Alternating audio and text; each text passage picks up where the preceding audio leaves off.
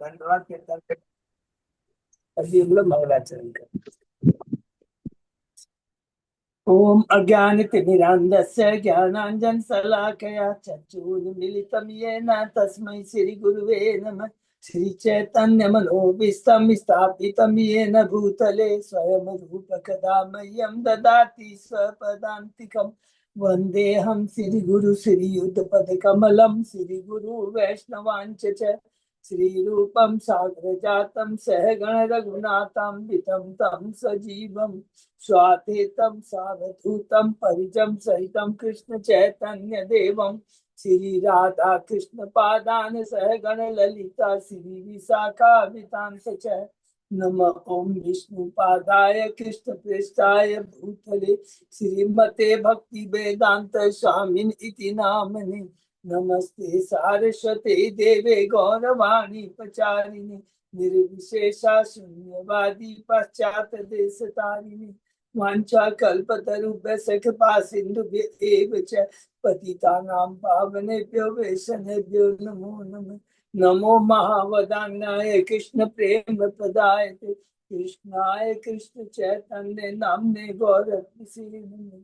हे कृष्ण करुणा सिंधु दीन बंधु जगतपते गोपेश गोपिका कांत राधा कांत नमस्तुते तप्त कांचन गौरांगी राधे वृंदावनेश्वरी विश्वानुसुते देवी प्रणमामि हरिप्रिये नीलांचल निवासाय नित्याय परमात्मने बलभद्र सुभद्रायां जगन्नाथाय ते नमः। जय श्री कृष्ण चैतन्य प्रभु नित्यानंद श्री अद्वैत गदाधर श्रीवासादि गौर भक्त बिंद मुखम करोति वाचालम पंगु लंघे यत्कृपातमहं वन्दे श्री गुरुं दीनतारिणं परमानंद माधवम श्री चैतन्य ईश्वरम। हरे कृष्ण कृष्ण कृष्ण हरे हरे हरे राम राम राम हरे हरे। श्री श्री मंगलाचरण की जय, श्रीला प्रभुपाद की जय। हरे कृष्णा। आज की चेता चरितामृत चर्चा में सभी भक्तों का हार्दिक स्वागत है। सभी भक्तों के चरणों में मेरा सादर दंडवत प्रणाम है। राधा माधव राधा गोविंद परम वैष्णव गुरु आचार्य की असीम कृपा से हम लोग श्री चेतन चरितामृत जैसे महान ग्रंथ के ऊपर चर्चा कर पा रहे हैं। अभी हम लोग मध्य लीला के 6वें अध्याय में है। शीर्षक है सार्वभौम भट्टाचार्य की मुक्ति। बहुत ही फिलोसफिकल ये अध्याय है। हमने शुरू किया मध्य लीला अध्याय 1 और 2 से। टोटल इसके अंदर में हमने चर्चा किया 25 अध्याय है। पहले दूसरे अध्याय के अंदर में हम लोगों को कृष्णराज कविराज के सामने पूरा मध्य लीला और अंत लीला का संक्षेप में विवरण देते हैं। क्यों देते हैं? कृष्णराज कविराज कैसे हमें कहते हैं मेरी आयु बहुत हो चुकी है, पता नहीं कब मैं अब प्रकट हो जाऊं, इसलिए वो पहले ही संक्षेप में दे देते हैं। ये हमने पहले और दूसरे अध्याय में और डिटेल में मैंने संक्षेप में सॉरी पढ़ा। तीसरे अध्याय से हमने पढ़ा क्या चैतन्य महाप्रभु संन्यास ले चुके हैं। चैतन्य महाप्रभु नवदीप छोड़ के जाने वाले हैं। जाना है वृंदावन बाहरी दृष्टि से, लेकिन अंदर से चाहते हैं वो पूरी जाए, क्योंकि माता सच्ची चाहती थी कि पूरी में रहे, जिससे वो चैतन्य महाप्रभु के बारे में जानकारी प्राप्त करती रहे। तो उसके भगवान क्या लीला करते हैं? अद्वैताचार्य नित्यानंद के माध्यम से ये लीला कराते हैं। नित्यानंद चैतन्य महाप्रभु को कहाँ ले जाते हैं? वृंदावन की तरफ ले जा करके ले जाते हैं पुरी। तो पुरी किस रास्ते से जाते हैं? वो जाते हैं शांतिपुर से होकर। शांतिपुर में कौन रहते हैं? अद्वैताचार्य रहते हैं। हरि बोल। अद्वैताचार्य के घर में हमने देखा कितने सुंदर उन्होंने प्रसाद ग्रहण किया और किस प्रकार वो रात में कीर्तन करते थे। उसके बाद वो आगे बढ़ते हैं। आगे बढ़ते हैं तो कहाँ जाते हैं? वो जाते हैं मादेंद्रपुरी की भक्ति। तीसरा चौथा अध्याय मादेपुंदर की भक्ति के बारे में बताते हैं। लेकिन जाते कहाँ है? वो वहां जाते हैं खीर चोरा गोपीनाथ। हरि बोल। क्षीर गोरा गोपीनाथ वहां पहुंचते हैं। वहां पर गोपीनाथ के दर्शन करके चेतन महाप्रभु को याद आ जाती। कौन सी लीला? मादेंद्रपुरी की भक्ति की लीला याद आ जाती। हरि बोल। कि किस प्रकार मादेंद्रपुरी ने वृंदावन में रह करके गोपी गोपाल का उद्धार किया था। और उनके लिए वो वृंदावन से चल करके कैसे आते हैं, जगन्नाथपुरी के रास्ते में जाने के लिए क्या लाने के लिए आते हैं, चंदन और कपूर लेने के लिए आते हैं। हरि बोल। और किस प्रकार जब वो जगन्नाथ जाने के पहले रास्ते में क्या पड़ता है, वहां पर खीर चोरा गोपीनाथ वहां पर भगवान के दर्शन करते हैं, भगवान उनके लिए खीर चुराते हैं। हरि बोल। बहुत सुंदर लीला है, इसके बारे में हमने बहुत डिटेल में पढ़ा चौथे अध्याय में। और ये लीला कौन सुनाते हैं, स्वयं चेतन महाप्रभु। उनके संग में जो भक्त है गजानन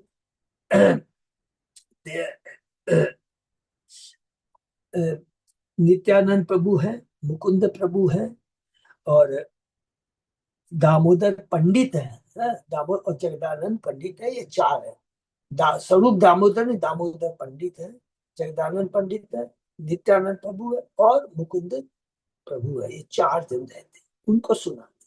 ठीक है ना। उसके बाद में और आगे बढ़ते हैं तो चैतन्य महाप्रभु पहुंचते हैं। कहाँ पे पहुंचते हैं, जाजपुर बरादेव का मंदिर करते हैं। और उसके बाद में वो पहुंचते हैं हरि बोल कटक में। हम लोगों ने देखा बहुत सुंदर वहां पर। अब नित्यानंद प्रभु बताते हैं किसके, साक्षी गोपाल की लीला। एक वृद्ध ब्राह्मण है और युवा ब्राह्मण की बहुत सुंदर लीला हम लोगों ने पढ़ा। इतनी सुंदर सुंदर लीला है। और इसके बाद में और आगे बढ़ते हैं तो संन्यास दंड भंग लीला। कौन सी नदी के पास में हुआ, भागीरथी नदी के भागीरथी नदी के पास में ये लीला होती है, संन्यास दंड लीला। जहाँ नित्यानंद प्रभु चेतन महाप्रभु का डंडा तोड़ देते हैं। और यहाँ तोड़ने पर ही देखिए क्या लीला में परिवर्तन आता है, भगवान नाराज हो जाते हैं। कौन चे, तुम लोग कोई मेरे साथ में नहीं जाएगा, क्योंकि भगवान को जानबूझ के अकेले जाना है। क्यों अकेले जाना है, क्योंकि भगवान को अब कृपा करनी है सार्वभौम प्रभु के ऊपर में। तो भगवान डांट देते हैं, नित्यानंद जगदानंद पंडित मुकुंद तुम लोग कोई मेरे साथ में नहीं जाए, मैं अकेला जाऊं। अकेले जाते हैं तो हम लोग अध्याय 6 में प्रवेश करते हैं। और जाते हैं तो देखते हैं वहां पर वो मंदिर पूरी पहुंच जाते हैं चेतन महाप्रभु। और छठे अध्याय का शीर्षक है सार्वभौम भट्टाचार्य की मुक्ति। महाप्रभु जगन्नाथपुर में पहुंचते हैं, मूर्छित हो जाते हैं। तुरंत वहां कौन आते हैं सबको मालूम है, आना ही है, भगवान की लीला। सार्वभौम वहां पहुंच जाते हैं, अपने घर लेके चले जाते हैं। उसके बाद में पीछे पीछे नित्यानंद और चारों भक्त पहुंच जाते हैं। सार्वभौम प्रभु ने के बहनोई रहते हैं, गोपीनाथ आचार्य भगवान के परम भक्त हैं। उन्होंने जब सार्वभौम कहते हैं अपने बहनोई को कि मैं चेतन महाप्रभु के पूर्व आश्रम के बारे में जानना चाहता हूँ, तो गोपीनाथ आचार्य ने विस्तार से महाप्रभु के बारे में बता दिया। कहते हैं अरे ये नदिया जिले में है। तो ये सुन कर करके सार्वभौम बहुत प्रसन्न हो जाते हैं। सार्वभौम कहते हैं मैं इनका दास बनना चाहता हूँ। महाप्रभु ने कहा आप तो वेदांत दर्शन के अध्यापक है, अतः आप विश्व के समस्त लोगों के गुरु तथा शुभचिंतक है। मैं तो तरुण। तब चेतन महाप्रभु कहते हैं, मैंने सार्वभौम प्रभु कहते हैं कि मैं आपका दास बनना। तो महाप्रभु कहते हैं अरे आप तो वेदांत दर्शन के पंडित है, मैं तो एक तरुण सन्यासु, मुझसे अच्छे बड़ी का ज्ञान नहीं है। सार्वभौम ने अपनी मौसी के यहाँ तो महाप्रभु के रहने की व्यवस्था कराते हैं। उसके बाद में सार्वभौम प्रभु मुकुंद से पूछते हैं अरे ये सन्यासी तो बड़ा विनीत है, इसके प्रति मेरा प्रेम बढ़ता जा रहा है, उन्होंने किस संप्रदाय से संन्यास लिया है। तब गोपीनाथ आचार्य ने कहा कि अरे वो केशव भारती है ना, बड़े भाग्यशाली हैं। क्यों भाग्यशाली है, कि स्वयं भगवान ने उनसे संन्यास दीक्षा ग्रहण लिया। हरि बोल। कितना सुंदर बात कहते हैं गोपी जी। वो ये नहीं बोलते कि देखो उसके सन्यासी गुरु कौन है, कहते हैं केशव भारती नहीं कहते, कहते केशव भारती इतने भाग्यशाली है कि स्वयं भगवान ने उनसे से संन्यास दीक्षा दी है। सार्वभौम ने कहा अरे भारतीय संप्रदाय के हैं वो तो केशव भारती है, वे तो दूसरी श्रेणी के हैं। तो हम लोगों ने पढ़ा था यहाँ पर ही आकर करके बहुत इंपॉर्टेंट चीज है जो हम लोगों ने पिछली क्लास में किया था। तो गोपी चांद, तब वो कहते हैं, जैसे ही कहते हैं सर, यहाँ पर थोड़ा सा हम लोग थोड़ा ध्यान देंगे प्लीज।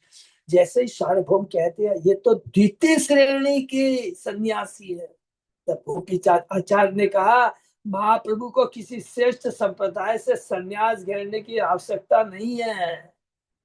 तब सार्वभौम ने कहा उन्हें मैं गेरुआ वस्त्र प्रदान करके पुनः उनका साथ उसका संस्कार करा करके उनको मैं उच्च कोटि के संप्रदाय में ले जाऊंगा।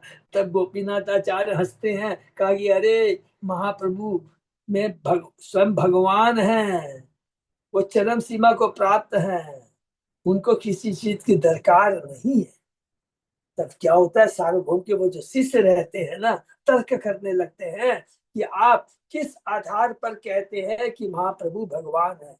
तो गोपीनाथ आचार्य ने कहा जब प्रामाणिक शास्त्रों का एक एवं प्राणिक शास्त्रों एवं प्रामाणिक आचार्यों के कथन है, अर्थात यहाँ हम लोगों को कल जो शिक्षा मिली पिछली क्लास में बहुत इंपॉर्टेंट है। अगर कोई कहे कि ये भगवान है तो भगवान कैसे हम प्रूफ करेंगे? सबसे पहले शास्त्रों में लिखा है जो भगवान होता है उनके क्या लक्षण होते हैं, पूरा शास्त्रों में लिखा है, आचार्य इसके बारे में बताते हैं। और हमने ये पढ़ा है कि जो भगवान होता है उनके दिव्य शरीर में चिन्ह होते हैं, अलग अलग चिन्ह होते हैं। तो शास्त्र से, आचार्यों से और चिन्हों से पता लगता है कि वे भगवान है। ये बात कौन कहते हैं? गोपीनाथ आचार्य का। गोपीनाथ आचार्य ने सार्वभौम शिष्य का भगवान को आप लोग जो अनुमान और तर्क से जानना चाहते हैं, भगवान को कभी भी अनुमान से तर्क से जाना नहीं चाहा जाता, उन्हें तो केवल उनकी कृपा द्वारा ही प्राप्त किया जा सकता है, जाना जा सकता है। ये पूरा फिलोसफिकल है। अब उसके आगे देखते हैं कि सार्वभौम के शिष्य क्या कहते हैं। तो पूरे के पूरे ये मायावादी है। सार्वभौम प्रभु को भगवान अब क्या करेंगे, उसको भक्त बना देंगे। तो मायावादी के बारे में ठीक है बीच में आएगा तब हम लोग चर्चा करेंगे। लोगों ने जो पढ़ा भक्ति वैभव क्लास में बहुत अच्छा है, जिसमें सबको क्लैरिटी होगी कि चार तरह के मायावादी या निराकारवादी, ऐसे बोलेंगे निराकारवादी होते हैं। अब हम शुरू करते हैं तब बीच में चर्चा करेंगे। ओम नमो भगवते वासुदेवाय। ओम नमो भगवते वासुदेवाय। ओम नमो भगवते वासुदेवाय। मध्य लीला चेतन चैतन्य, श्लोक नंबर, अध्याय 6, श्लोक नंबर 84 से हम लोग शुरू करते हैं।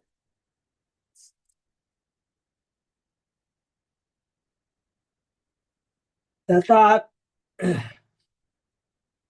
भागवतम बहुत सुंदर श्लोक है। तथापि ते दे पदाम्बुज द्वय प्रसाद लेशानुगृहीत एवहि जानाति तत्त्वं भगवत महिमनो न चान्य एको अपि चिरम विचिन्वत। हे प्रभु, यदि आपके चरण कमलों की रंच मात्र की कृपा किसी पर हो जाए तो वह आपकी महानता को समझ सकता है, किंतु जो लोग पूर्ण पुरुषोत्तम भगवान को समझने के लिए तर्क वितर्क करते हैं, वे अनेक वर्षों तक वेदों का अध्ययन करते रहने पर भी आपको जानने में अक्षम नहीं रहते, भाई वो जान नहीं सकते हैं। ये श्लोक कौन कहता है? हम लोगों ने पढ़ा था, बहुत ही पावरफुल श्लोक है। जब ब्रह्मा जी हार जाते हैं, भ्रमित हो जाते हैं ब्रह्म विमोह लीला से, तब ब्रह्मा जी भगवान की स्तुति में ये श्लोक कहते हैं। कैंटो 10 में हमने पढ़ा था, 14 अध्याय में ब्रह्मा जी की स्तुति। यह श्लोक श्रीमद् भागवत का है। ब्रह्म संहिता का कथन है, वेदेषु सुदलम अदुर्लभम आत्म भक्तो यद्यपि पूर्ण पुरुषोत्तम भगवान कृष्ण ज्ञान के चरम लक्ष्य है। वेदस्य सर्वमेव वेद्यो, 15 अध्याय का 15वां श्लोक। किंतु जो शुद्ध भक्त नहीं है और भगवान की सेवा में नहीं लगा हुआ है, वह उन्हें समझ नहीं सकता। तथा ब्रह्मा जी इसकी पुष्टि करते हैं, वेदेषु सुदुर्लभम, मात्र स्वाध्याय द्वारा भगवान को समझ पाना अत्यंत कठिन, अदुर्लभम आत्म भक्त, किंतु भक्तों के लिए भगवान को समझना अत्यंत आसान है। क्यों आसान है? ऐसा नहीं है कि भक्तों तुरंत समझ, क्योंकि भगवान की उन पर कृपा होती है। लेकिन जो तर्कवादी होती है, भगवान को विश्वास नहीं करते, उसके लिए भगवान ने क्या कहा गीता के, हम लोगों ने पढ़ा, बहुत सुंदर श्लोक है, 7वें अध्याय के 25वें श्लोक, नाहम प्रकाश सर्वस्य योग माया समाप्त। भक्त लोग को गुरु भी मिलते हैं ना समझाने के लिए, तो भी तो समझ में आता है। माता जी देखिए, ऐसे बोलेंगे, बहुत अच्छा प्रश्न, एक एक ही चीज बोलेंगे, गुरु क्या बताता है पहले बताइए। गुरु वही कहता है जो कृष्ण कहते हैं। हाँ। तो हम ऐसे ही कहेंगे कि जब तक कृष्ण की कृपा नहीं होती है, माने गुरु के माध्यम से होती है, लेकिन बिना कृष्ण की कृपा के नहीं होता है। तो बिना कृष्ण की कृपा के हम भगवान को नहीं समझ सकते। नहीं समझता। भगवान खुद को प्रकाशित करते, ये इतना इंपॉर्टेंट पॉइंट है ना। हम कितने इंटेलिजेंट हो जाए, तर्क करेंगे, भ्रमित होते चले जाएंगे, क्वेश्चन करते चलाएंगे, भ्रमित होते चले जाएंगे, जवाब नहीं मिलेगा। लेकिन भगवान के चरणों में समर्पित हो जाते हैं तो तुरंत भगवान अपने को प्रकाशित कर देते हैं। सिंपल चीज है। और आपने एकदम सही कहा, बिल्कुल 100% सही कहा आपने कि वो भी क्या है, गुरु के माध्यम से। भगवान ने क्या तदिति प्रणिपाते न परिप्रश्नेन सेवया उपदेशन्ति ते ज्ञानम ज्ञानी तत्त्वेन। बिल्कुल सही कहा कि भगवान कहते गुरु का, स्वयं भगवान ने सांदीपनि मुनि को गुरु बनाया। ये बहुत इंपॉर्टेंट पॉइंट है। तो हम लोग केवल भगवान की कृपा से भगवान को समझ सकते हैं, यही उनका स्वभाव है। जैसा कि पद्म पुराण में कहा गया, अतः श्री कृष्ण नामादि न भवेद ग्राह्य इंद्रिय सेवन मुको ही जीवादो स्वमेव स्फुरति।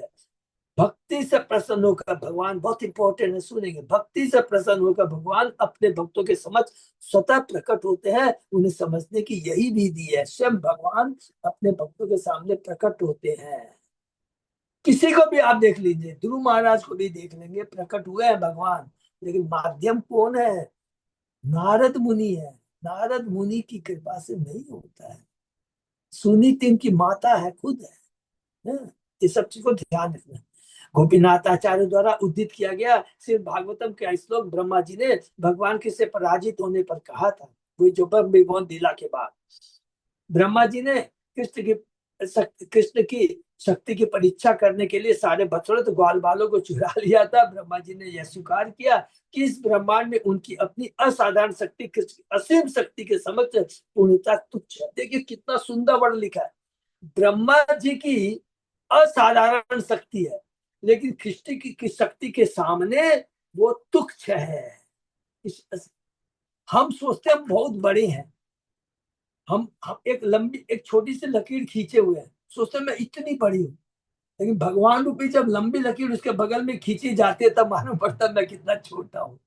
एक छोटी लकीर के सामने सोचते मैं बहुत बड़ी हूँ, जब बड़ी लकीर खींची जाती है तब लगता है कि मैं कितना छोटा हूँ। तो समझ में आता है कि हम कितना छोटे हैं जब भगवान की महानता को समझते हैं। तो कितना सुंदर वर्ड यहाँ पर किया है, अपनी असाधारण शक्ति के सामने भगवान की असीम शक्ति के सामने पूर्णतः तुच्छ है।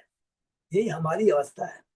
यदि कृष्ण को समझने में ब्रह्मा जी तक भूल सकते हैं तो साधारण व्यक्ति के विषय में क्या कहा जाए, जिन्हें कृष्ण के विषय में गलत भ्रांति है या अपनी इंद्रिय तृप्ति के लिए किसी को कृष्ण का तथा के अवतार कहकर स्थापित करते हैं। तो समझ में आ गया कि यहाँ पर बहुत सुंदर ढंग से अभी बताएंगे कौन, गोपीनाथ आचार्य बताएंगे।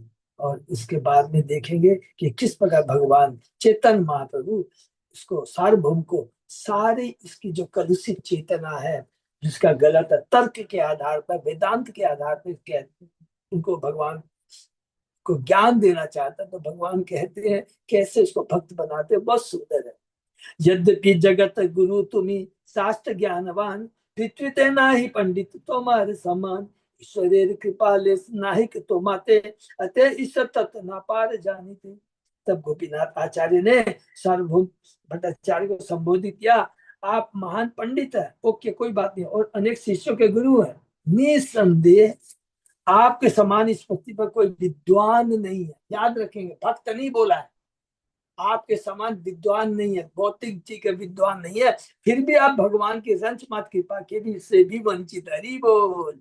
फिर भी आप भगवान की रंच मात कृपा से भी वंचित है, अतः आप उन्हें अपने घर में पाकर भी नहीं समझ सकते। हरि बोल।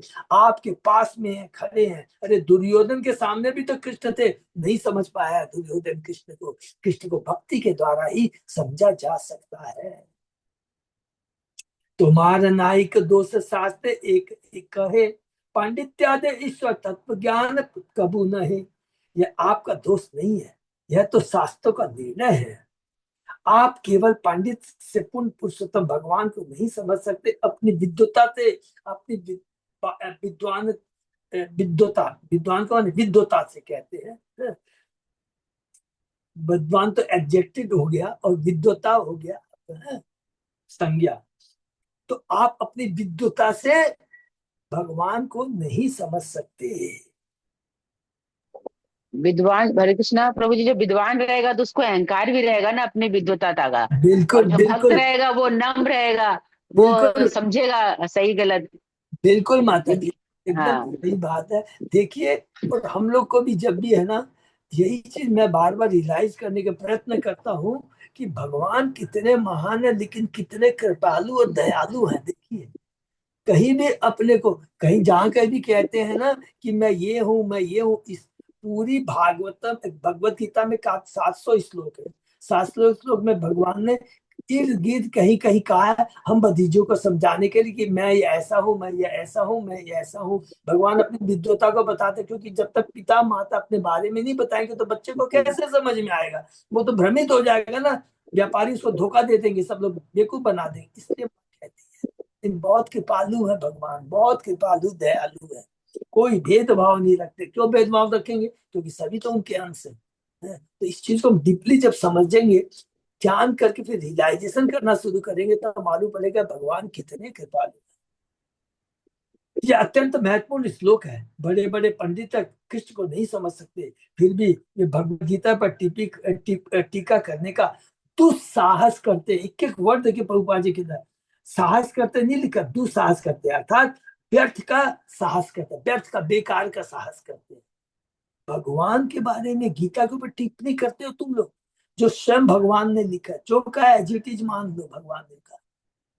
भगवत गीता पढ़ने का था कृष्ण को समझना। फिर भी हम देखते हैं कि अनेक पंडित कृष्ण को समझने का प्रयास करने में भारी भूल करते हैं। वैदिक साहित्य में गोपीनाथ आचार्य के कथन की कई कई जगह पुष्टि हुई है। कठ उपनिषद में कहा गया है, नायमात्मा प्रवचने न लभ्यो, न मेधया न बहुता सुतेन, यमेवेश वृणुते तेन लभ्य, स्तयेश आत्मा विवृणुते तनुम स्वम। कठोर में यह भी कहा गया है, निशाम तर्के मतिरापनेया तुक्तानयेनेव सुज्ञानाय प्रेष्ठ, याम तमापः सत्यधृतिर्वताशि त्वां दिशं नो यूनां नचिकेत प्रष्टा। वास्तव में भगवान अर्थात परमात्मा केवल व्याख्या, बहुत इंपॉर्टेंट है।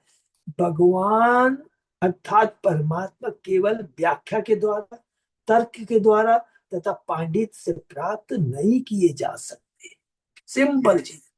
कोई उन्हें केवल अपने मस्तिष्क के बल से नहीं समझ सकता। यहाँ तक कि सारे वैदिक साहित्य के अध्ययन के द्वारा भी भगवान नहीं समझे जा रहे। किंतु यदि भगवान प्रसन्न होकर रंच भर भी कृपा कर दे तो मनुष्य उन्हें समझ सकता है।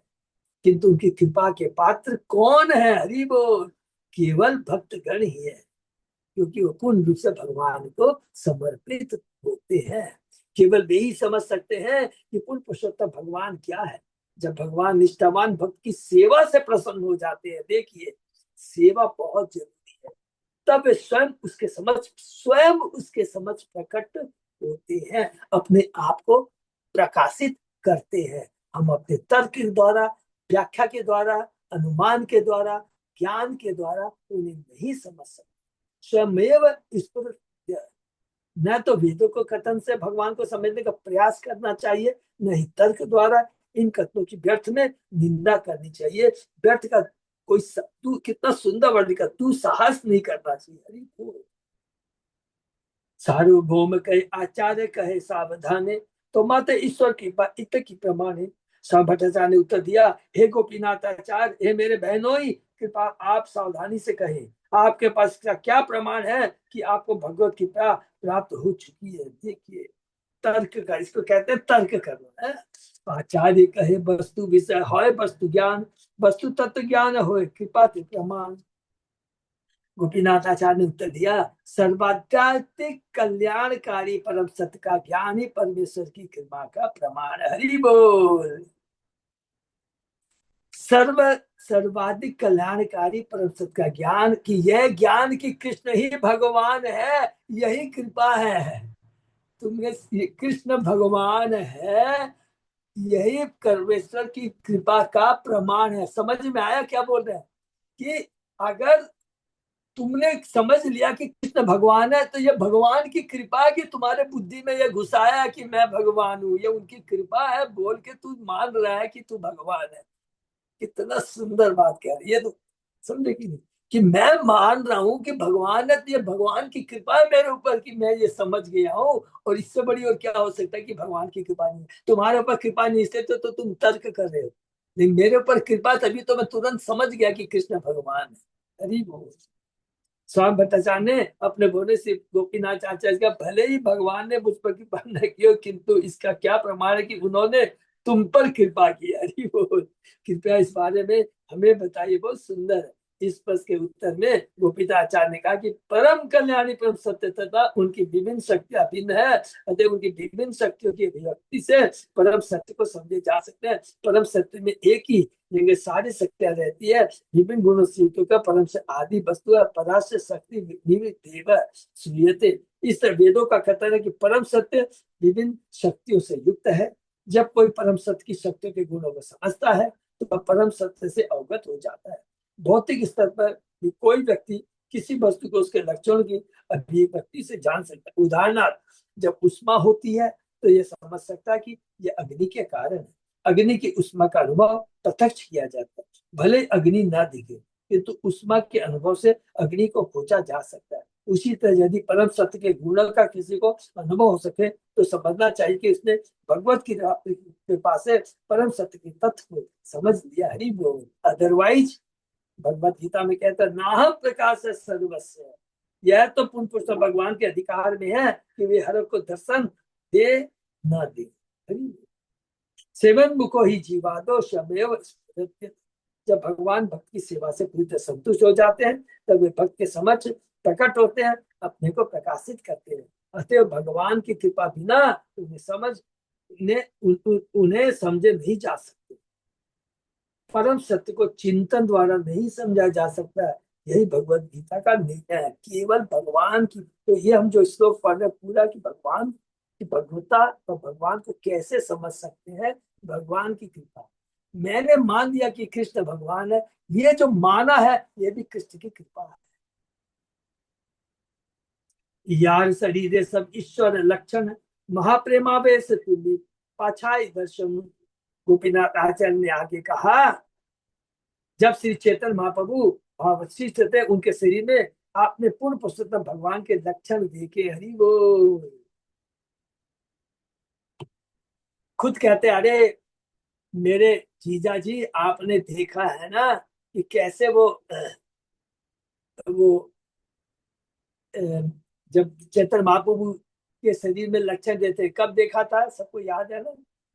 दो, जब चैतन्य महाप्रभु दर्शन किए थे, जगन्नाथ भगवान वहां देखे मूर्छित हो जाते हैं, फिर उनको घर में लेके आते हैं। तब सब लोग आते हैं, तब क्या सब बोलते हैं? नित्यानंद प्रभु हरे कृष्ण महामंत्र बोलते हैं, तब उनको वो आती है चेत। बहुत सुंदर सुंदर।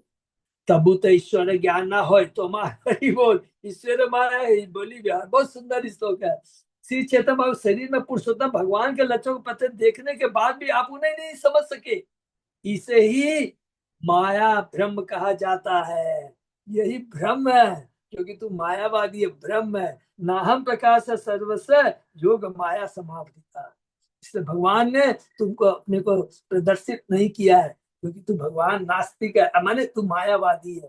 तो जब तक भगवान की कृपा नहीं है, अरे तुमने देखा नहीं भगवान के कितने सुंदर उनके शरीर में लक्षण हुए, तो भी तू नहीं समझ सका। जो जो भक्त होता है वही समझ सकता है। गोपीनाथाचार्य इंगित करते हैं कि सार्वभौमाचार्य तो पहले ही चेतन भाव के शरीर में भाव के अद्भुत लक्षण देख चुके थे। प्रेम भाव के ये अद्भुत लक्षण परम पुरुष को सूचित करने वाले थे, किंतु भट्टाचार्य इन सारे लक्षणों को देखने के बाद भी दिव्य को भगवान की दिव्य प्रकृति को नहीं समझ पाए। वे भगवान की लीला को भौतिक मान रहे थे। ऐसा निश्चित रूप से माया का कारण था। ये बहुत इंपॉर्टेंट श्लोक है। जब भी कोई हमसे क्वेश्चन करेगा मैं नहीं समझ पा रहा हूँ, एक ही श्लोक खाली कर देना, हम प्रकाश सर्वस्व योग माया समावृता। क्यों बोलेंगे? क्योंकि स्वयं भगवान ने कहा ये श्लोक। ये बहुत इंपॉर्टेंट चीज है। खुद कहते हैं भगवान कि मैं उसकी बुद्धि को ढक देता हूँ, उसको मैं दिखाई नहीं देता हूँ। देखिलना देखे तारे बहिर्मुख जन, सुनिहा से सार्वभौम बोली लवचन। बहिरंगा शक्ति से प्रभावित व्यक्ति बहिर्मुख जन अर्थात संसारी व्यक्ति कहलाता है, क्योंकि देखने के बाद भी वास्तविक वस्तु को नहीं समझ पाता। ये बहुत एक एक चीज बहुत इंपॉर्टेंट है। अब बोलेंगे प्रभु ये चीज समझ में नहीं आए। हम लोग देखिए, जो कुछ हम भौतिक जगत में देखते हैं, कभी भी खोपड़ी में आता है कि ये किसने बनाया, अब बन गया। अरे एक एक फूल है, करोड़ों तरह के फूल है, अलग अलग रंग के, कलर के, सुगंध के। इतनी सुंदर समय पर सूर्य उगता है, समय पर बरसात होती है, ये किसने दिया है? अरे एक छोटी सी चीज, हम एक तो छोटा था, बर्थडे पार्टी सेलिब्रेट करते, कितनी मेहनत करनी पड़ती है, कितना अरेंजमेंट करना पड़ता है। तो इतना सुंदर ब्रह्मांड, इतनी सुंदर व्यवस्था किसने, ये कभी समझ में आया? तो देख तो सकते हैं लेकिन रियलाइज नहीं होता है ना। ये चीज हमको समझना है। अर्थात हम लोग नहीं समझ पाते, देखने के बाद भी वह वास्तविक वस्तु को नहीं समझ पाते। गोपीनाथ का वचन सुनकर सार्वभौम भट्टाचार्य मुस्कुराए और इस प्रकार कहने लगे, जब तक मनुष्य का हृदय स्वच्छ नहीं होता, तब तक अपने हृदय में भक्ति की दिव्य प्रकृति को जागृत नहीं कर सकता। स्वच्छ क्यों नहीं है? क्योंकि माया की तीन शक्तियां हैं, प्रकृति भौतिक जगत, वो हमें बंध बांध के रखती है। जैसा कि भगवान कृष्ण भगवद गीता में पुष्टि किया, ईशाम त्वंत गतम पापम जना नाम पुण्य कर्म नाम ते द्वंद्व मोह निर्मुक्ता भजन्ते माम धीरता। बहुत सुंदर। जिन लोगों ने पूर्व जन्म में तथा इस जन्म में पुण्य कर्म किए, जिनके सारे पाप नष्ट हो चुके, वे मोह के द्वंद्व से मुक्त हो जाते हैं और धीरता पूर्वक मेरी सेवा में लग जाते हैं। मोह के द्वंद्व से, ये भौतिक जगत का जो द्वंद्व है ना, सुख दुख, लाभ हानि, जय पराजय, इस सब से वो मुक्त हो जाते हैं। कब मुक्त होते हैं? जब उनकी आसक्ति खत्म हो जाती है। जब तक आसक्ति रहेगी तब तक हम मुक्त। मुक्त का मतलब है तीन गुणों से बंधा। बहुत सिंपल चीज बोलना है और कुछ दिमाग नहीं लगाना। जब तीन गुणों से भ्रमित रहते हैं ना, बांधे रहते हैं, तो रजोगुण कभी नचाता है, कभी तमोगुण नचाता है, सतोगुण भी नचाता है। अरे मैंने इतना सुंदर परोपकार किया है, देखो ना ये किया, ये माने तीन गुण का मतलब है कोई भी कार्य, चाहे गलत कार्य पुण्य कर्म करे या पाप कर्म करे, अपनी इंद्रिय तृप्ति के लिए कर रहे हैं। सिंपल चीज है। उसी को कहते हैं बद्ध जीव। अगर वो ही सारी इंद्रियां भगवान की सेवा में लग जाती, सेवा में कोई जीव तो भगवान की सेवा में लग जाती है, तो वो मुक्त हो जाता है स्वतः ही, क्योंकि उसकी इंद्रियां भी दिव्य हो जाती है। वो अपने अपने लिए काम नहीं करती, इंद्रियां भगवान की सेवा में लगी हुई है ना? तो दृढ़ता पर मेरी सेवा में लग जाते हैं। जब कोई वास्तव में शुद्ध भक्ति में लगा हो, तो यह समझा जाता है कि उसे अपने सारे पाप कर्मों के फलों से मुक्ति मिल चुकी है। देखिए थोड़ी कड़ी भाषा में बोलते हैं, पाप कर्मों के फल, तो पाप कर्म में यदि सच में खूब डीपली सोचा जाएंगे ना, इसके अंदर पुण्य कर्म भी आ जाते हैं कि जो हमें बांधते हैं। क्योंकि पाप कर्म भी इस भौतिक जगत में ही हमको लाके भोगने के लिए पड़ने थे, पुण्य कर्म भी इस भौतिक जगत में ही हमें भोगने पड़ते हैं।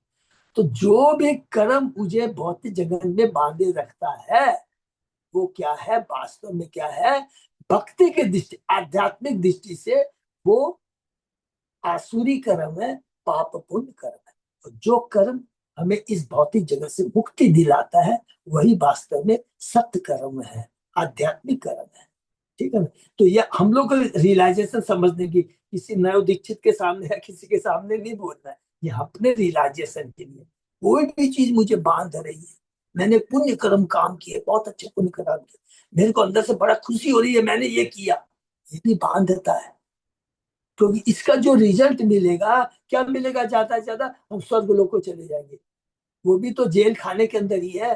पाताल से लेकर के ब्रह्मलोक तक तो सब तो 14 भुवन तो इस भौतिक जगत में, माने भौतिक जगत में भी जेल खाने में ही तो है। और भगवान कहते हैं इससे निकलना है। तो बहुत सुंदर सुंदर बात भगवान कहते हैं, तत्व की बातें कहते हैं। दूसरे शब्दों में यह समझना चाहिए, भक्तगण पाप से पहले मुक्त हो चुके होते हैं। पापी व्यक्ति दुष्कृति कभी भक्ति से नहीं लगता, नहीं केवल पांडित्य पुण्य ये तर्क भीतर से कोई भक्ति में लग सकता है। शुद्ध भक्ति करने के लिए मनुष्य को भगवत कृपा की प्रतीक्षा करनी होती है। ये देखिए, इसको भी अंडरलाइन, भक्त कृपा की प्रतीक्षा करनी होती है, अर्थात जब हम भगवान की सेवा करेंगे तब अपने आप कृपा मिलेगी। सेवा से ही मिल सकता है, तर्क से नहीं मिल सकता है, कोई पुण्य कर्म से नहीं मिल सकता है, कोई व्याख्या से नहीं, एक्सप्लेनेशन से नहीं मिलता है, कोई अनुमान करने से भगवान नहीं मिल सकते। भगवान की कृपा, भगवान नहीं मिल सकता मैंने भगवान की कृपा नहीं मिल सकती। आज हम ये भक्ति कर पा रहे हैं, बहुत बड़ी कृपा है भगवान की। आप विश्वास कीजिए, हम लोग बहुत भाग्यशाली है। नहीं तो कितनों को आप कितना बुद्धि दे दीजिए, समझा ले, खोपड़ी में नहीं घुसेगा। वो करेगा इसके पास फालतू समय कुछ है नहीं, काम धंधा कुछ है नहीं इसके पास में, इसलिए भक्ति में लगा हुआ है। इष्ट गोष्ठी वो लोग विचार। प्रभु जी फालतू काम में लगे हुए रहते हैं। हाँ, वही वो तो लोग कहता फालतू काम में लगे हुए रहते हैं तो उन लोगों को ये भक्ति नहीं अच्छा लगता है। हाँ, जो वो ये चीज तो आप हम समझ रहे हैं ना माता जी, उनको तो हाँ। सोचते कि हम लोग बहुत एकदम प्रोग्रेस कर रहे हैं, हम लोग एडवांसमेंट की तरफ है। तो ये वो लोग बहुत पार्टी में जाते हैं, किटी पार्टी करते हैं, घूमते हैं, पिक्चर जाते हैं, ये सब में लोग टाइम बर्बाद करते हैं। यज्ञ करते हैं, व्यर्थ का प्रजल्प करते हैं। हाँ, प्रपंच करते हैं बेकार का हर समय। तो ये हम पर, ये हमारे पर बहुत भगवान की कृपा, बहुत बहुत, भगवान। बिल्कुल बिल्कुल, बहुत कृपा। इष्ट गोष्ठी विचार करी ना करी ये रोज, शास्त्र दृश्य कही किचु ना लइए दोस्त। क्योंकि ये वाला हम लोग जो पढ़ रहे हैं ना, ये चैप्टर इसलिए मैं कह रहा हूँ ना, क्योंकि किससे भगवान किसको करेक्ट करने जा रहे हैं, एक चीज सब लोग नोट करके रखेंगे। ये साधारण आदमी नहीं, सार्वभौम प्रभु जो कि मायावादी है, पंडित है, पूरा वेदांत का पंडित है, उसको करेक्शन करने जा रहे हैं। तो इसलिए इतने फिलोसफिकल की दरकार होती है। इसको हम लोग समझ लेंगे ना, बहुत अच्छा समझ में आएगा। देखो कितने सुंदर सुंदर तर्क होंगे। इस गोष्ठी इष्ट गोष्ठी विचार को न करी रोज, शास्त्र दृश्य को ही किचु न लइए दोस्त। भट्टाचार्य ने कहा, हम तो मित्रों के बीच चर्चा कर रहे हैं और शास्त्रों में बड़ी बातों विचार कर रहे हैं, आप क्रुद्ध ना हो, मैं तो केवल शास्त्र के आधार पर ही बोल रहा हूँ, आप इसे अपराध न ले।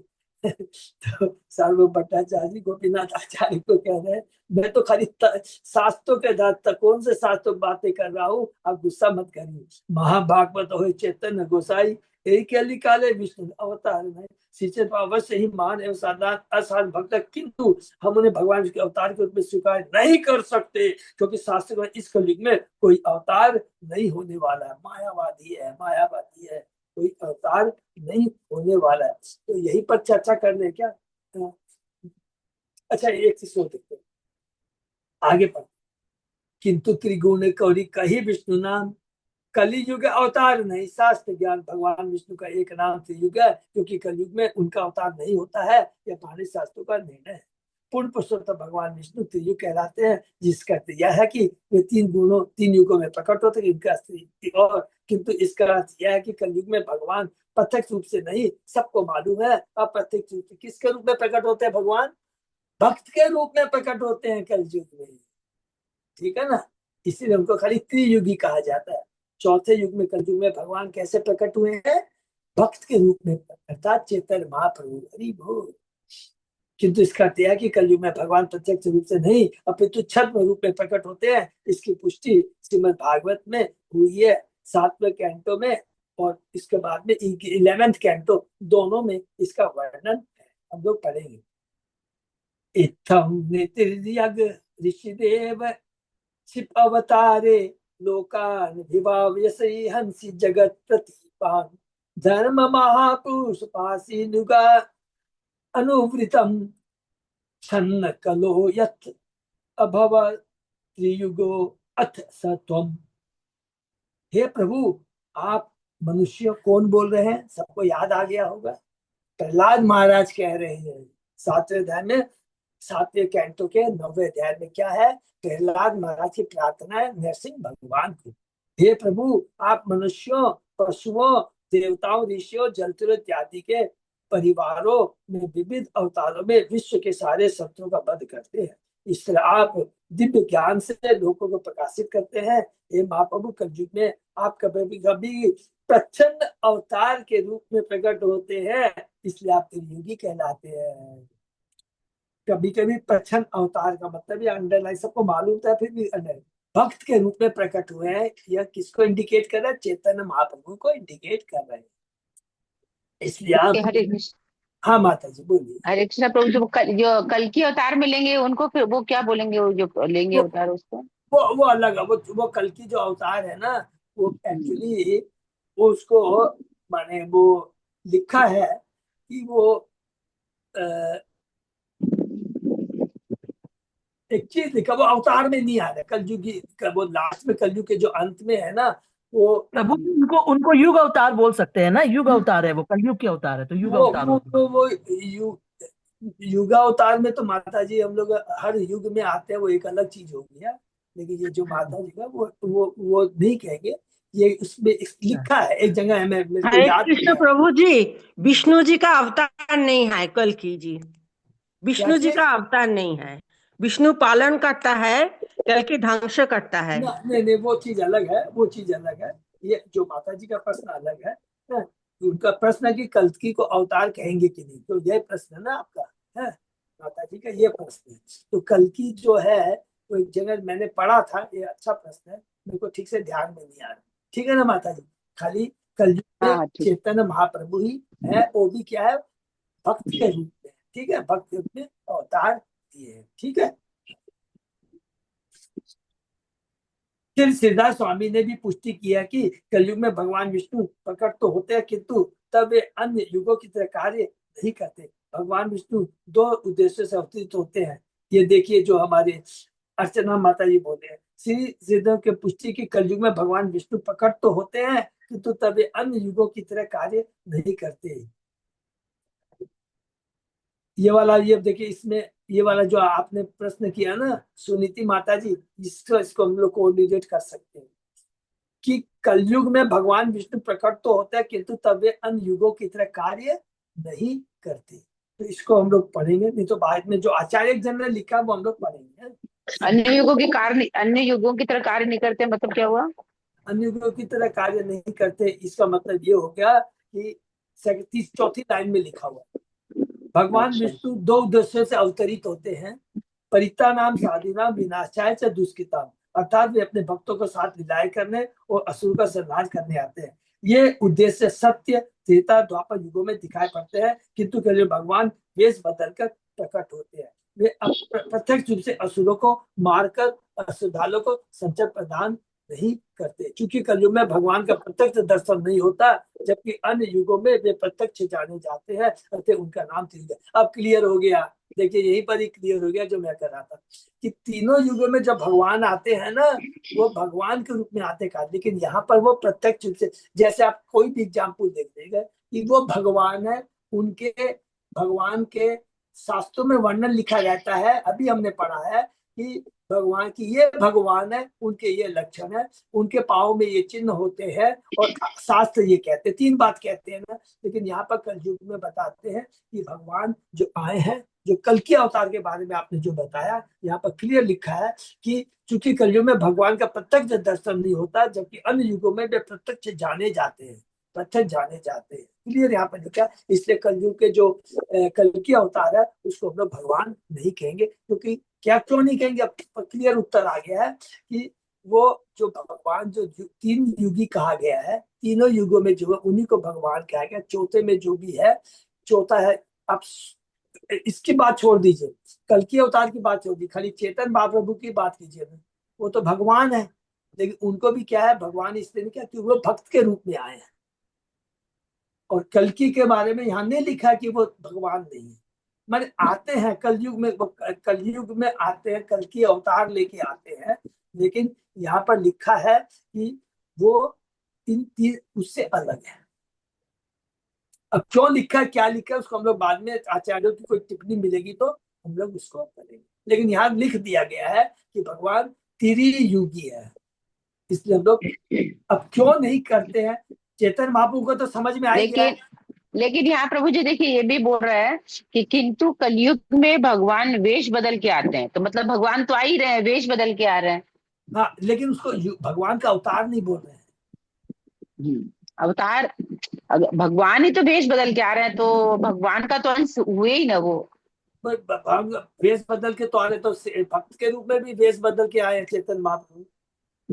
हाँ, तो चेतन महाप्रभु भक्त के रूप में, लेकिन भगवान की तरह हम तो उनको भगवान मान ही रहे हैं ना। हाँ, तो कल्कि भक्त के रूप में, तो कल्कि को भी तो हम भगवान मान रहे हैं। हाँ मान रहे हैं, लेकिन ऊपर में जब यहाँ पर जो बोल रहे हैं क्योंकि कलयुग में उनका अवतार नहीं होता, यह प्रामाणिक शास्त्रों में निर्णय है ना। यस, तो यही मैं आपको कह रहा हूँ कि वो अलग रूप में आते हैं, अलग वेश में आते हैं। वो अवतार मतलब अवतार नहीं बोला जाएगा उनको, कल्कि को अवतार नहीं बोला जाएगा, नहीं बोला जाएगा, ये बोल रहे हैं हाँ चेतन हाँ। हरे कृष्णा, यहाँ कल्कि की बात नहीं हो रही है माता जी, प्रभु जी। यहाँ पर तो उनका बात हो रहा है, चैतन्य महाप्रभु का बात हो रहा है। नहीं, वो बात सही है माता जी का दूसरा हाँ, प्रश्न है। अर्चिता यहाँ माता जी, चैतन्य महाप्रभु को बोला जा रहा है कि वो अवतार नहीं है, वो स्वयं भगवान कृष्ण है, इसलिए इतनी बातें हो रही है। कल्कि की बात ही नहीं है यहाँ पर। कल्कि तो युगा अवतार है, वो तो बाद में आएंगे ही कलयुग में, उनका कोई बात ही नहीं है यहाँ पर। माता जी वो भी सही है, सब आप लोग सही बोल रहे हैं। स्वयं भगवान और अवतार में फर्क है या दूसरा चीज पर तर्क है। बहुत अच्छे अच्छे प्रश्न आ रहे हैं। यहाँ पर चैतन्य महाप्रभु के बारे में बात हो रहा है। हाँ, सार्वभौम प्रभु विश्वास नहीं कर रहे हैं, इसीलिए आज वो बोल रहे हैं इनको। वो माता जी सही है। बोल रहे हैं। हाँ। अच्युत कृष्ण कांता देवी दासी माता जी, आपकी बात सही है कि यहाँ पर चेतन महाप्रभु के बारे में बात है। माता जी का प्रश्न दूसरा है कि कल युग के अंदर में लिखा हुआ है कि भगवान 3 युग में आते हैं, चौथे युग में भगवान नहीं आते हैं, तो फिर कल्कि के बारे में हमें बताइए। ये माता जी का, ठीक है ना। मुझे समझ रहा हूँ जहाँ तक बता रहे हैं, भगवान अपना भगवान डिस्क्लोज नहीं करते कलयुग में। हर तीनों लोग में भगवान बोलते हैं, बट कलयुग में भगवान नहीं आया हूँ। हाँ प्रभु, ये आप जो बात बोल रहे हैं अच्युत, ये आपका बात सही है। ये चेतन महाप्रभु के लिए है, इसीलिए प्रच्छन्ना अवतार उनको कहते हैं। वो आपको हरे कृष्ण को वो अवतार जिसका नाम शास्त्र में नहीं होगा वो अवतार होगा नहीं। तो गीता में क्लियर बोला है, जो आता है उसको अवतार नहीं बोला जाता है। वो अलग चीज है। जिसका बात शास्त्रों में है वही अवतार होगा। हरे कृष्ण। अच्छा सुनिए, वो बंकिम बाग एक एक चीज को समझेंगे, थोड़ा हम लोग टाइम है सबका, एक एक चीज करके समझाते हैं। पहला चीज तो है कि कौन है भगवान, कौन है भगवान का अवतार, कौन है जिसका शास्त्रों में लिखा है वर्णन, जिसका कि ये इसमें ये लक्षण होंगे तो वो भगवान है, पाँव में ये चिन्ह होंगे तो वो भगवान। वो एक चीज हो गया। दूसरा प्रश्न हो गया अवतार और अवतारी के बारे में। अवतारी का मतलब हो गया जो स्वयं भगवान है, जैसे कि जगन्नाथ भगवान है, चैतन्य महाप्रभु है, कृष्ण को स्वयं भगवान है। और एक होता अवतार, अर्थात जो भगवान के जो अंश अवतार आते हैं, भगवान से जो निकलते हैं, जो कि क्षीरोदय विष्णु से आते हैं। एक चीज, ये सब चीज अलग हो गई, एक एक चीज करते। फिर तीसरा प्रश्न है कि कल युग के अंदर में लिखा है कि भगवान त्रियुगी कहलाते हैं, अर्थात भगवान सतयुग में आते हैं, त्रेता युग में आते हैं, द्वापर युग में आते हैं। कल युग में क्यों नहीं आते? कल युग में सिंपल लिखा हुआ है कि जैसे कि अर्चना माता जी ने बहुत अच्छा कहा, कृष्ण भगवान चेतन महाप्रभु भगवान है, अवतारी है, अवतार नहीं। एकदम वो चीज तो एकदम सही है। लेकिन जो चेतन महाप्रभु भी जो अवतारी हैं, वो कृष्ण रूप में आए, छद्म वेश में आए। छद्म वेश का मतलब क्या हुआ कि वो अपने को भगवान डिक्लेयर नहीं करते हैं। वो कहते मैं तो भक्त हूँ। ये सब सिंपल सिंपल चीजें है, उसमें हम लोगों को तर्क नहीं करना, इसलिए भगवान के त्रियुगी कहा गया है। अब बात रही प्रभु जी, तिरुपति तो भगवान है, तिरुपति तो स्वयं नारायण है। हाँ प्रभु, मना कौन कर रहा है? बिल्कुल है। हाँ, हरे कृष्ण, हरे कृष्ण।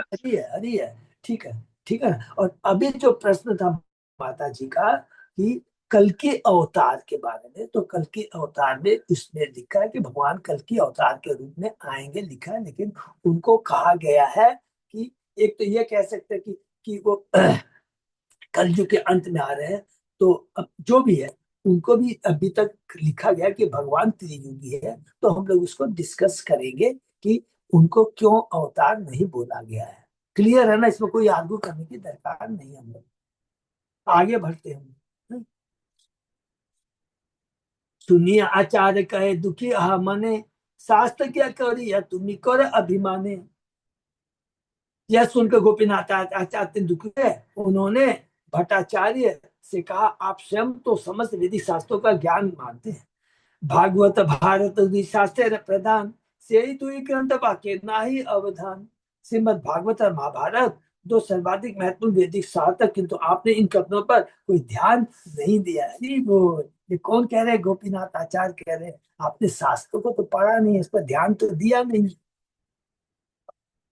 यही दुई कहे कलिते साक्षात अवतार, तुम्ही कहे कलिते नाही विष्णु रे प्रचार। देखिए यहाँ से बहुत ध्यान से, श्रीमद भागवत में कहा गया स्वयं भगवान अवतरित होता, किंतु आप कह रहे हैं कि इस युग में भगवान विष्णु का प्राकट्य या अवतार ही नहीं होता। हरि बोल। कली युग लीला अवतार ना करे भगवान, अतिरिक्त युग करी तार नाम।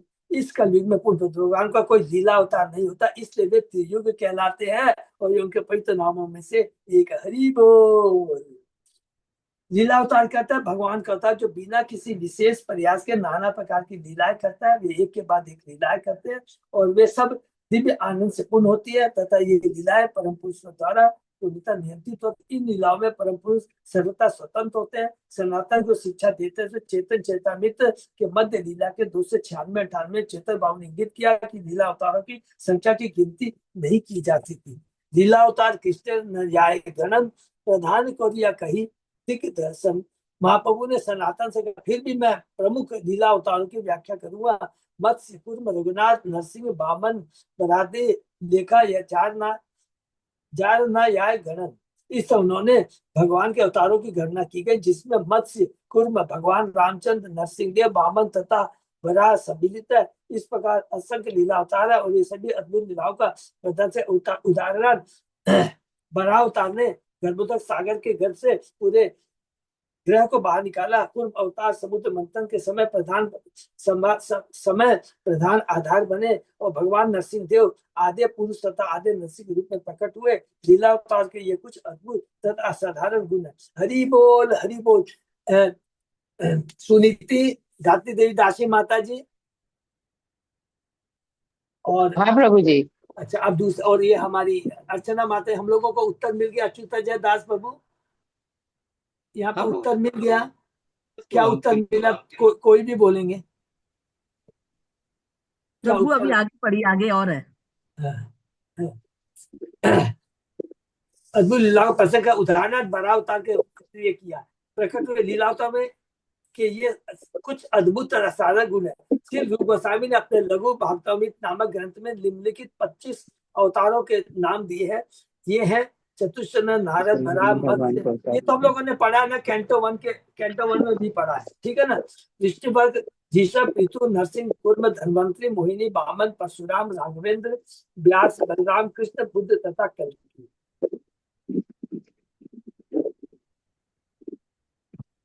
कल्कि का भी नाम है। देखिए अभी जो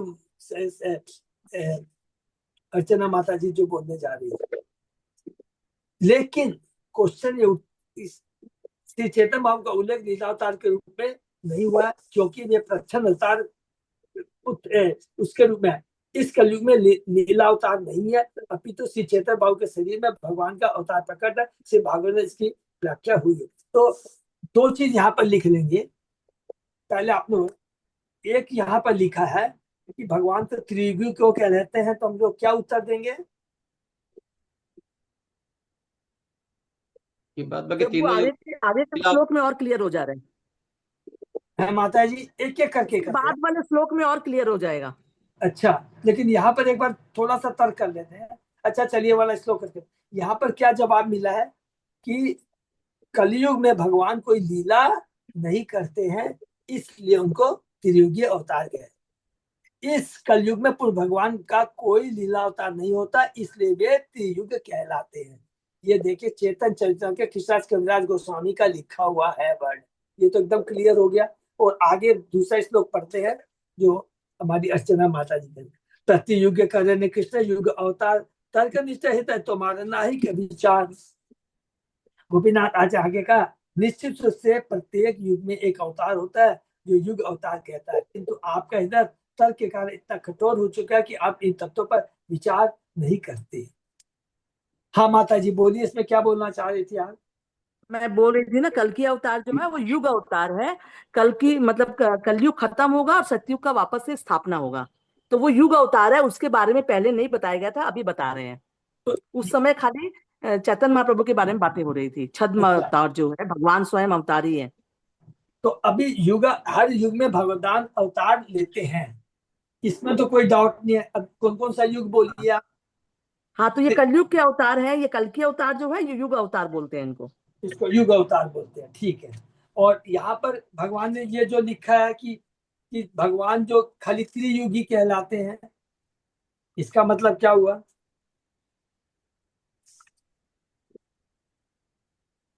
समझे हरे नहीं कृष्ण प्रभु। प्रभु, ये जो क्वेश्चन क्या फिर से कीजिए एक बार। क्वेश्चन ये है कि भगवान ने लिखा है इस कुलयुग में पुरुष भगवान का कोई लीला अवतार नहीं होता, इसलिए वे त्रियुग कहलाते हैं। तो हम लोग खाली एक ही चीज बोलेंगे कि क्वेश्चन ये है अर्चना माता जी की भगवान त्रियुगी क्यों कहलाते हैं?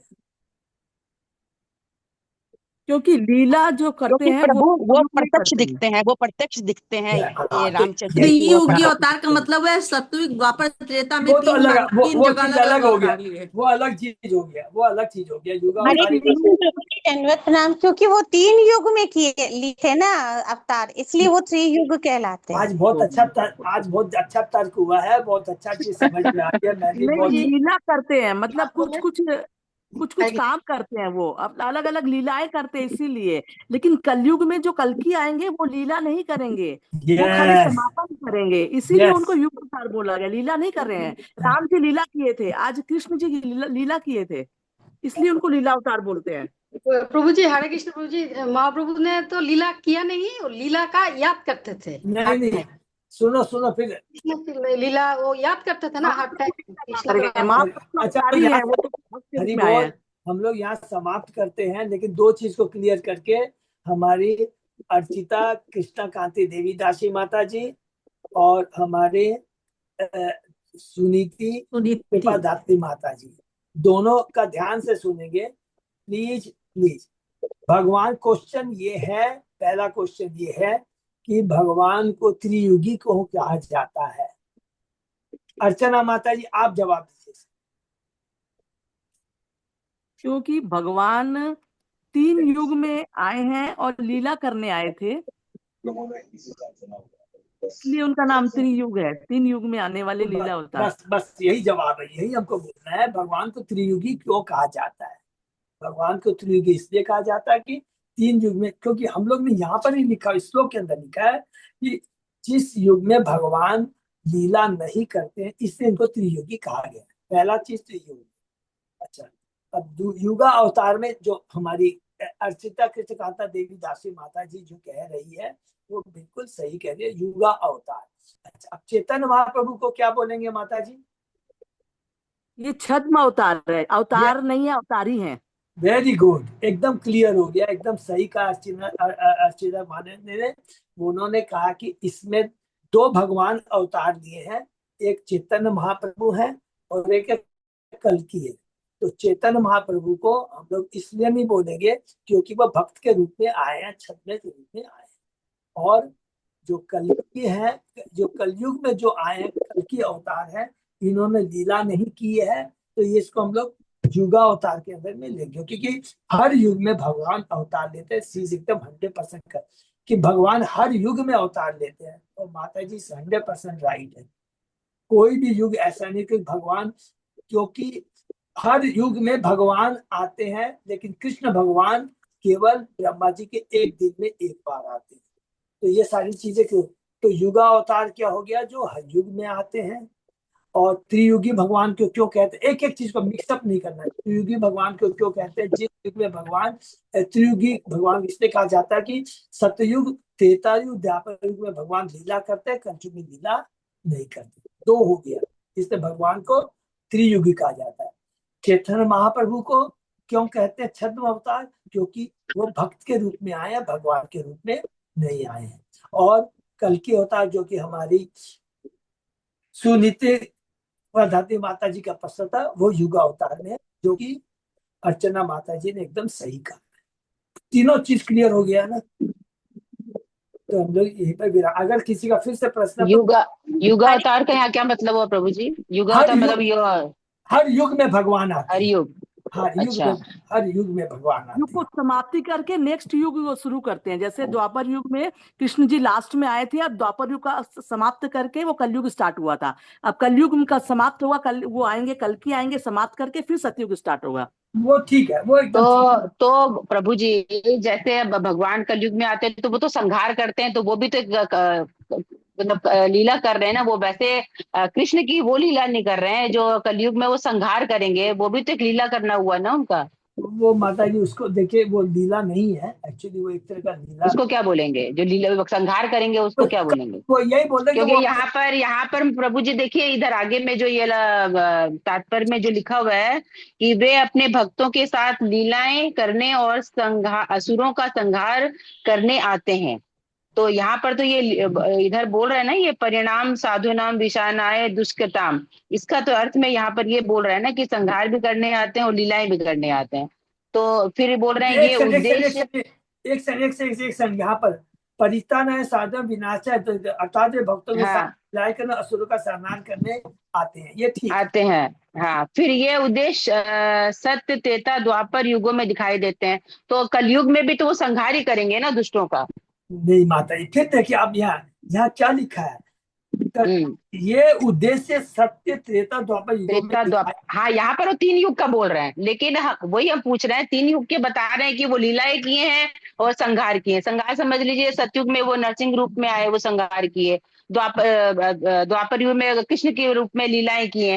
और ना तो कलयुग में भी तो जो भगवान कल्कि के रूप में आएंगे वो संहार ही तो करेंगे ना। हाँ, तो उसको लीला नहीं बोल रहे हैं ना यहाँ पर। नहीं, तो लीला नहीं बोल रहे हैं, लेकिन यहाँ पर तो फिर आगे दोनों चीज ही बोल रहे हैं ना कि यहाँ लीलाएं भी करते हैं और असुरों का संहार भी करते हैं। कब करते हैं? जब त्रेता युग, द्वापर युग और इसमें लिखा है माता जी, फिर से पढ़िए। हाँ, 3 युग में लिखा है, वहां पर 3 युग में लिखा है कि वो हाँ, 3। मेरा कहने का मतलब यही प्रभु जी, जैसे यहाँ पर 3 युग में बोल रहे हैं, लेकिन 3 युग में फिर यहाँ संहार भी तो बोल रहे हैं करने के लिए कि संहार भी करते हैं। माता जी देखिए, संहार का मतलब मैं आपको एग्जाम्पल बताता हूँ कि पहला भी इसमें लीजिए, बड़ा अवतार में भगवान क्या करते हैं? पृथ्वी का उद्धार करते हैं, दुष्ट को मारते हैं, उसको मार के पृथ्वी को ऊपर उठाते हैं, पृथ्वी का उद्धार करते हैं, उद्धार करते हैं। हाँ। भगवान ने लीला, ये क्या है? लीला क्या है? हिरण्यकशिपु कौन है? तो मार के, हाँ, जय विजय, बस हो गया ना, वो लीला कर रहे हैं अपने वहां पर, वो लीला है। हाँ, अच्छा। रामचंद्र जी भगवान क्या कर रहे हैं? रावण को मार रहे हैं, लग रहा है ना संहार। रावण कुंभकर्ण भी तो जय विजय थे। जय विजय, वो लीला है। और यहाँ पर भगवान प्रभु जी 75 साल का बाद वहां पर वो आने का ऐसा कोई माने खबर है क्या? प्रभु बाद में पहले ये बहुत इम्पोर्टेंट है बंकिम प्रभु, पहले देखिए फिर से यहाँ पर, नहीं तो हम लोग। हाँ, तो यहाँ पर ही प्रभु जी जैसे आप बता रहे हैं कि बड़ा अवतार, जो भी अवतार में सब भगवान दुष्टों को मार के वही अवतार का सिलसिला में बता रहा है। ये कोई हम सुना है, हम पढ़ा नहीं, देखा भी नहीं है।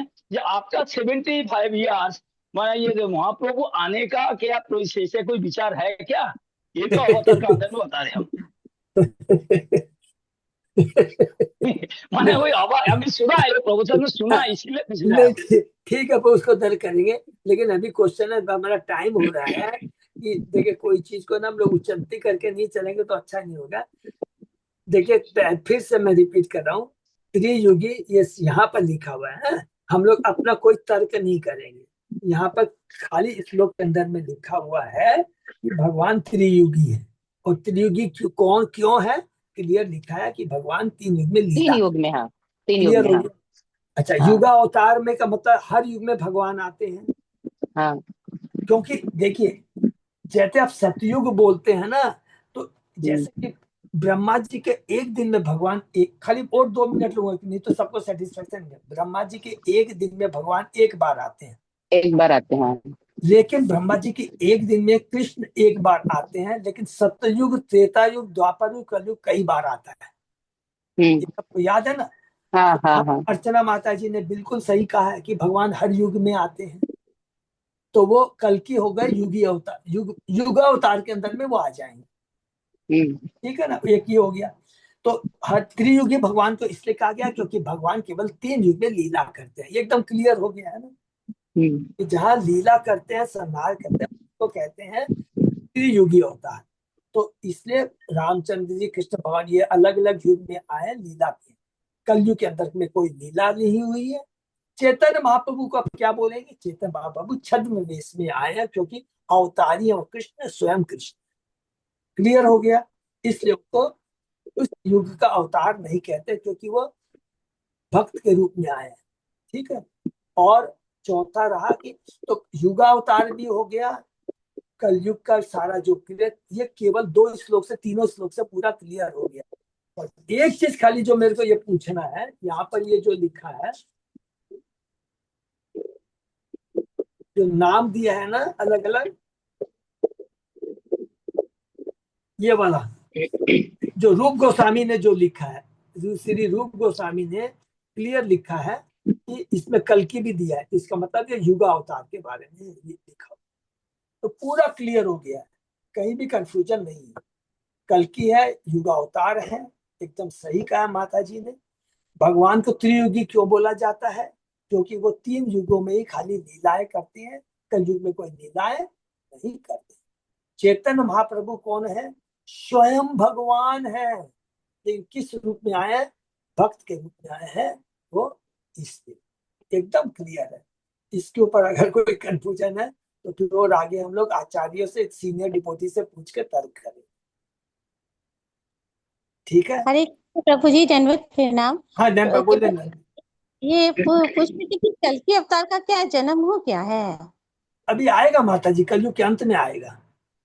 नहीं, अभी जैसे युग, ये जो हम लोग जिस युग में, इसमें हो गए क्या कल्कि अवतार का जन्म? नहीं हुआ नहीं, वो तो बहुत लास्ट में आएगा। अभी तो लास्ट में आएंगे, 4,32,000 साल कलयुग का है, तो उसमें लास्ट में आपने तो फिर ये जो पढ़ले, ये जब जो आता है वो, ये क्या कहते हैं, बाहर ये सब, तो ये क्या कल्कि अवतार का नहीं है ये सब? क्या सी माता जी? ये सब जो हो रहा है, कभी कहीं बाढ़ आ रहा है, कहीं कुछ हो रहा है, कहीं भूकंप आ रहा है, ये तो कलयुग के लक्षण है माता जी। ये तो आदि देवी, आदि भौतिक, वो सब 3 तरह के त्रिताप में है। त्रिताप आते हैं ना कलयुग के अंदर में, ये तो चलते रहेंगे। ठीक है ना। अच्छा, अभी जैसे अभी जन्म नहीं हुआ लेकिन कल्कि? नहीं, अभी होगा, ये जब कलयुग का अंत आएगा तब आएगा। ठीक है ना। अभी तो ये कलयुग का सतयुग चल रहा है, इसमें हम भक्ति कर पा रहे हैं, बाद में तो हम भक्ति भी नहीं कर पाएंगे। हरे कृष्ण प्रभु जी, अभी गोल्डन पीरियड है, कलयुग का गोल्डन पीरियड है। गोल्डन पीरियड है। महाप्रभु को प्रच्छन्न अवतार बोलते हैं क्या? बंगाली में ना, हिंदी में भी बोलते हैं प्रच्छन्न अवतार। हाँ। तो हमारा प्रश्न शुरू कहाँ से हुआ था? हमारी सुनीति कृपा धाती देवी दासी माता जी का प्रश्न था, भगवान को त्रियुगी क्यों कहते हैं? क्यों माता जी, आपका यही प्रश्न था? तो पहला नहीं, त्रियुगी वाला क्वेश्चन नहीं था मेरा, था कि क्योंकि कल यहाँ पर बोल रहे थे ना, क्योंकि कलयुग में उनका अवतार नहीं होता, तो वही क्वेश्चन था कि अवतार कैसे नहीं होता? वो तो कलयुग के रूप में, मतलब कल्कि के रूप में अवतार लेते हैं ना, ये क्वेश्चन।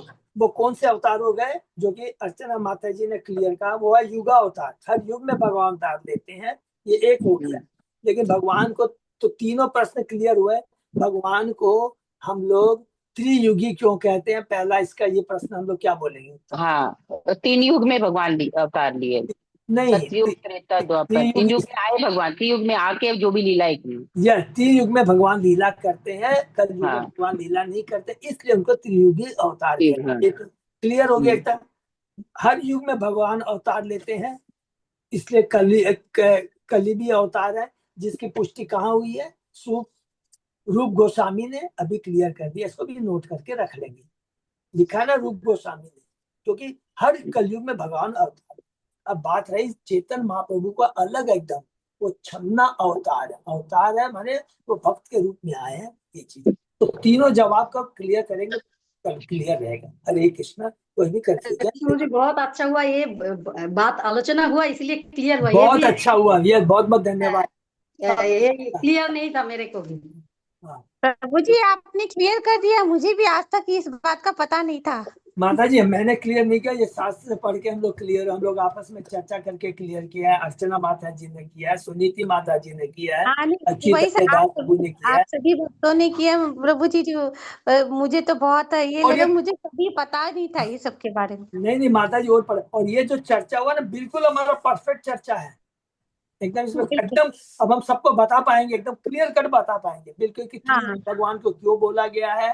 हर कलयुग में भगवान अवतार लेते हैं। चेतन बाबू की स्थिति क्या है, वो स्वयं भगवान अवतार नहीं है, अवतारी है, लेकिन वो छद्म रूप में भक्त के रूप में। ठीक है ना, तो क्लियर जब जी तीनों अच्छे से उत्तर। थैंक यू सो मच सब भक्तों को। हरे कृष्ण प्रभु जी, दंडवत प्रणाम। दंडवत प्रणाम। अच्युत अजय दास बाबू कुछ।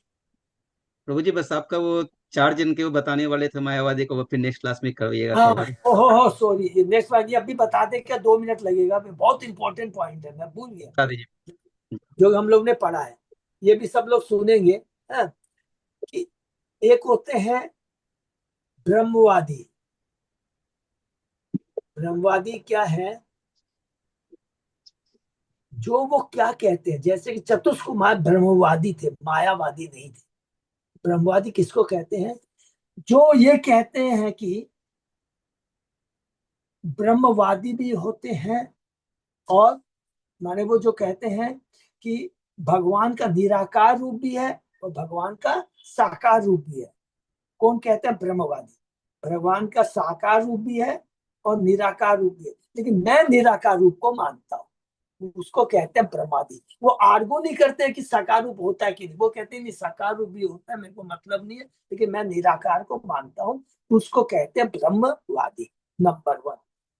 दूसरा होते हैं निराकारवादी। वो क्या बोलते हैं कि भगवान निराकार है और उस निराकार से साकार निकलता है, तो कृष्ण निराकार से निकले हैं। कितने डेंजरस है। पहले वाले डेंजरस नहीं है, जो डेंजरस नहीं है वो कहते हैं मैं मना नहीं कर रहा हूं कि भगवान का साकार रूप है कि नहीं, लेकिन मैं निराकार को मानता हूं, तो उसको कहते हैं ब्रह्मवादी। दूसरे कहते हैं नहीं, सबसे टॉप है निराकारवादी, उससे ही साकार कृष्ण निकले हैं। कितना डेंजर। और तीसरे जो हैं उससे भी डेंजरस है। वो क्या बोलते हैं, परम तो निराकार ही है, उससे बड़ा कोई नहीं, लेकिन जब निराकार कलुषित हो जाता है 3 गुणों से, तब साकार निकलता है। तो कैसे कलुषित होता है, जब वो सतोगुण से कलुषित होता है तो अवतार आते हैं, कृष्ण रामचंद्र आते हैं। जब निराकार रजोगुण से कलुषित होता है तब हम मनुष्य आते हैं, और जब निराकार रजोगुण से सॉरी तमोगुण से कलुषित होता है तो ये जानवर पेड़ पौधे आते हैं। सोचिए, और ये है थ्योरी किसकी, शंकरानंद की। कितनी डेंजरस है। पहले वाले भी तो पहले वाले ओके हैं, वो ये तर्क नहीं करते कि भगवान साकार है कि नहीं, वो कहता नहीं मैं निराकार पे विश्वास करता हूँ, मैं निराकार हूँ। चतुष्क कुमार जो थी और सुखदेव गोस्वामी। और चौथे तरह के लोग होते हैं कुछ भी नहीं है, जैसे सब कुछ शून्य है, शून्यवादी जिसको कहलाते हैं, तो उनके बारे में तो बात ही छोड़ दी कोई नहीं। लेकिन सबसे पहले डेंजरस कौन हुए, जो भगवान के चरणों में अपराधी है, जो दूसरे और तीसरे वाले। कौन, जो कहता है भगवान निराकार से आते हैं, और निराकार जब 3 गुणों से प्रभावित होता है तो पहले कृष्ण आते हैं फिर मनुष्य आते हैं। ये दोनों किसके चरणों पर अपराध होता है, और इसलिए प्रबोधानंद सरस्वती जो कहा ऐसे ही लोग नरक में जाते हैं। और जो कहते कि नहीं मैं तो निराकार रूप में विश्वास, उसमें वही लोग ब्रह्म ज्योति में जाते हैं, और ये दूसरे तीसरे ब्रह्म ज्योति में नहीं जाती है, तो नरक में जाते हैं। ठीक है ना प्रभु, क्लियर बता पाया। पहले ब्रह्मवादी, फिर सेकंड निराकारवादी, एंड थर्ड शंकरानंद वाले कौन से हो गए, उसको भी कोई मायावादी, वो प्योर मायावादी। तो कैसे क्या बोलेंगे आपको बता देता हूँ। पहले को बोलेंगे ब्रह्मवादी, दूसरे को बोलेंगे निराकारवादी, तीसरों को बोलेंगे मायावादी, और चौथे को बोलेंगे शून्यवादी। क्लियर हो गया। ओके, थैंक यू, हरी बहुत बहुत अच्छा हुआ था। हाँ, सबको बहुत बहुत धन्यवाद। इसी तरह हम लोग चर्चा करेंगे। तो अभी मैं आज बहुत सेटिस्फेक्शन है, कोई भी कंफ्यूजन नहीं होगा। त्रियुगी किसको कहते हैं, छद्मवेश किसको कहते हैं, और युग अवतार किसको कहते हैं, एक एक क्लियर हो गया। हरे कृष्ण। भक्तों का बहुत बहुत धन्यवाद। फिलहाल का सेशन बहुत विराम। बहुत धन्यवाद।